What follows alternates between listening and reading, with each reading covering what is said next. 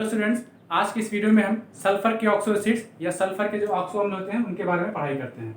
तो सल्फर के जो इंपॉर्टेंट ऑक्सो एसिड्स लिख दिए गए हैं यहाँ पे आप देखिए। सल्फ्यूरस एसिड मॉलिक्यूलर फार्मूला होता है H2SO3। Sulphuric acid most important oxo acid होता है H2SO4। और फिर पर ऑक्सीडाइज सल्फ्यूरिक एसिड H2S2O8 और पायरोसल्फ्यूरिक एसिड H2S2O7। तो क्वेश्चंस यहाँ से जो पूछे जाते हैं, पहले आपको यहाँ पे इनके स्ट्रक्चर्स ध्यान रखने होंगे। क्यों? क्योंकि यहाँ से जो क्वेश्चंस पूछे जाते हैं वो पूछा जाता है कि फला कंपाउंड में या फला ऑक्सो एसिड में सल्फर के क्या सल्फर का ऑक्सीकरण संख्या होता है या ऑक्सीडेशन स्टेट क्या होता है। तो मैं कुछ निकाल के आपको दिखाता हूँ, जिससे पूछ लिया जाए कि what is the oxidation state of sulphur in sulphurous acid, कि सल्फ्यूरस एसिड में सल्फर की ऑक्सीकरण अवस्था कितनी है। तो निकालने का तरीका बड़ा आसान है। सल्फर का आपको निकालना है तो आप इसका ऑक्सीडेशन स्टेट मान लीजिए X, ठीक है। अब X मान लिया। हाइड्रोक्साइड पे एक निगेटिव होता है, यहाँ पे भी एक निगेटिव, ये दो निगेटिव होता है, ठीक है। तो अब आप काउंट कर लीजिए तो X प्लस -1 और ये प्लस -2, टोटल चार्ज कितना है इस पे? 0 देख रहे हैं आप, तो कितना हो गया 0। तो X बराबर प्लस, मतलब क्या है, सल्फ्यूरस एसिड में सल्फर +4 ऑक्सीडेशन स्टेट में है, +4 ऑक्सीकरण अवस्था में है। इसी तरीके से अगर सल्फ्यूरिक एसिड निकालना हो तो देखिए ध्यान से, सल्फर का X मान लिया, ठीक है। ये हाइड्रोक्साइड माइनस है, -2 है और ये -2 है। तो X प्लस -1 प्लस -2, ठीक है, और ये प्लस -2, टोटल चार्ज कितना हो गया? 0 हो गया। आप इसको काउंट करेंगे तो मिल जाएगा X बराबर +6। मतलब क्या, सल्फ्यूरिक एसिड में जो ऑक्सीडेशन नंबर है सल्फर का वो कितना है? +6 है। ऑक्सीकरण संख्या कितनी है? +6 है। इसी तरीके से यहाँ देख लें तो यहाँ पे 2 सल्फर है, एक सल्फर का मान लिया X, दूसरे का भी X ही मानना पड़ेगा। ये देखिए 2 हो गए। ये -2 है, -1 है, -1 है, -2 है, -2 है, -2 है, ठीक है। ये आपने लास्ट क्लासेस में पढ़ रखा होगा। अच्छा, ये जो बॉन्ड है, एक ऐसा बॉन्ड है पेरोक्साइड बॉन्ड है। तो पेरोक्साइड बॉन्ड में जो ऑक्सीडेशन स्टेट होता है ऑक्सीजन का, वो कितना होता है? -1 होता है, ठीक है। तो अब आप यहाँ पे काउंट करेंगे तो देखिए कितने ऑक्सीजन है डबल बॉन्ड वाले, 1 2 3 4, तो 4 ऑक्सीजन है और ये 2 निगेटिव हो गए। एक ऑक्सीजन पे 2 निगेटिव, 4 ऑक्सीजन पे तो 4 × -2। इसी तरीके से 2 हाइड्रोक्साइड है, 1 और 2, तो 2 और ये -1। अब देखें आप यहाँ पे 2 ऑक्सीजन है, लेकिन कैसे हैं कि ये पेरोक्साइड बॉन्ड वाले हैं, तो इनको -1 से मल्टीप्लाई किया है। ये ध्यान रखेंगे और ये तभी आप कर पाएंगे जब आपको स्ट्रक्चर ध्यान में हो। तो अब आप यहाँ से काम करेंगे तो आपको मिल जाएगा 2x और -8 -2 बराबर 0, x बराबर +6। मतलब परऑक्सीडाइज सल्फ्यूरिक एसिड में ऑक्सीडेशन स्टेट या ऑक्सीकरण अवस्था कितनी होती है सल्फर की? +6 होती है। आप निकाल लेंगे 8 + 2 12, 12 में से 2 से डिवाइड कर देंगे तो कितना आ जाएगा? 6 आ जाएगा।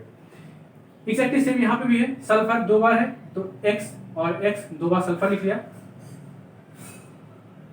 4 बार ऑक्सीजन है डबली बॉन्डेड -2 और 2 बार आपका क्या है? हाइड्रोक्साइड है, तो 2x और -8 -2 बराबर 0, x बराबर +5। तो ये आपका सल्फर का जो स्टेट हो गया ऑक्सीडेशन स्टेट, ये +5 इसका भी होगा, +5 इसका भी होगा, ठीक है। ऑक्सीकरण अवस्था कितनी होगी? दोनों की +5 होगी।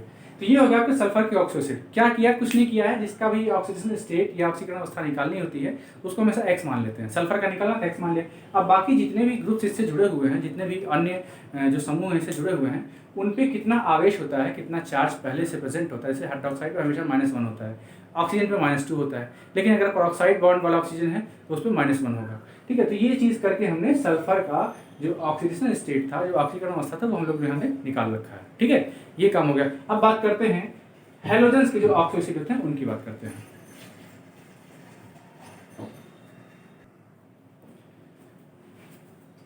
तो अब देखते हैं हम लोग ऑक्सो एसिड्स ऑफ हैलोजन, ठीक है। तो हैलोजन क्या क्या होते हैं? हैलोजन आपने पढ़ रखा है कि हैलोजन होते हैं फ्लोरीन, क्लोरीन, ब्रोमीन और आयोडीन, ठीक है। तो फ्लोरीन अपनी छोटी साइज होने के कारण सिर्फ और सिर्फ एक ऑक्सो एसिड बनाता है, जो कि होता है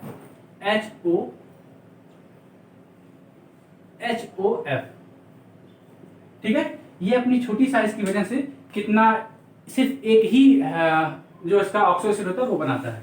इसको बोलते हैं HOF और इसको नाम देते हैं हाइपोफ्लोरस एसिड। मैं यहाँ नाम लिख देता हूं, हाइपो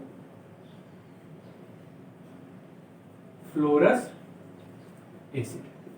ठीक है, ये ऐसा क्यों होता है, एक ही क्यों बनाता है, अपनी छोटी साइज की वजह से। ठीक है, अच्छा इसके बाद जो होते हैं क्लोरीन, ब्रोमीन, आयोडीन, ये सारे के सारे इस टाइप के ऑक्सो एसिड बनाते हैं। ठीक है, बहुत सारे ऑक्सो एसिड पॉसिबल होते हैं और इनमें से कुछ मैंने लिख दिए हैं। जैसे अगर हम बात करें क्लोरीन के ऑक्सो एसिड की, जो कि स्ट्रक्चर बन रखे हैं, देखिए ये हाइपोक्लोरस एसिड, ठीक है, क्लोरस एसिड, क्लोरिक एसिड और ये परक्लोरिक एसिड। तो आप देख रहे हैं कि फ्लोरीन को छोड़ के बाकी जितने हैलोजन थे उन्होंने नंबर ऑफ ऑक्सो एसिड्स बना रखे हैं, और फ्लोरीन ने क्यों नहीं बनाए, क्योंकि फ्लोरीन की साइज बहुत छोटी होने के कारण वो उनके जो ऑक्सो एसिड्स होते हैं वो पॉसिबल नहीं होते हैं, स्टेबल नहीं होते हैं। क्लियर है, और बाकी जो होते हैं सबके पास जी ऑर्बिटल वगैरह होती है, फ्लोरीन, क्लोरीन, ब्रोमीन, आयोडीन के पास जी ऑर्बिटल होती है, तो वो अपने ऑक्टेट को एक्सपेंड करके, अपने अष्टक का विन्यास करके वो और भी जो ऑक्सो एसिड संभव होते हैं उनको बना लेते हैं। ठीक है, ये रही बात सल्फर के ऑक्सो एसिड की और हैलोजेंस के ऑक्सो एसिड की। ठीक है, सल्फर के ऑक्सो एसिड से आपको सल्फर का ऑक्सीजन स्टेट पूछा जा सकता है, और यहाँ से भी आपको स्ट्रक्चर्स पूछे जा सकते हैं। ठीक है, आपको इन जो ऑक्सो एसिड्स हैं इनका नाम वगैरह याद रखना होगा, कैसे दिखते हैं ये, इनका स्ट्रक्चर वगैरह आपको सब ध्यान रखना होगा।